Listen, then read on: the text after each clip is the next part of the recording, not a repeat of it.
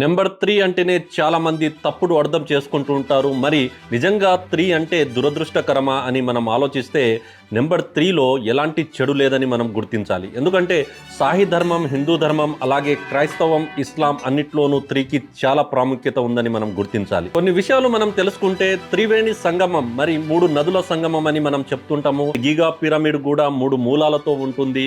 కైలాస్ కూడా 3 శిఖరాలతో ఉంటుంది. మన భూమి కూడా సౌర మండలంలో 3వ గ్రహం అని మనం చెప్పవచ్చు.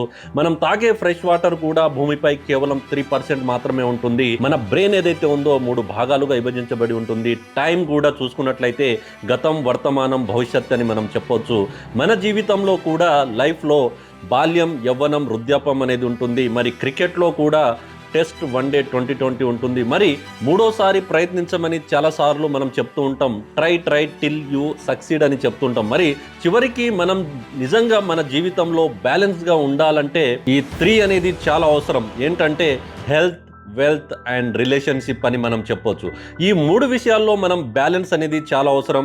నిజమైన విజయవంతుడు ఎవరని మనం ఆలోచిస్తే బ్యాంకు బ్యాలెన్స్ ఉన్నవాళ్ళు కాదు, మనసులో, హృదయంలో, శరీరంలో బ్యాలెన్స్ ఉన్నవారని మనం చెప్పొచ్చు. మరి 3 అనే నెంబర్ పాజిటివా, నెగిటివ్ అనేది మీరు కామెంట్లో రాయండి. ఇలాంటి మోర్ బిజినెస్ ఫ్యాక్ట్స్, అప్డేట్స్ కోసం ఫాలో లంటూ Telugu business channel. Thank you so much.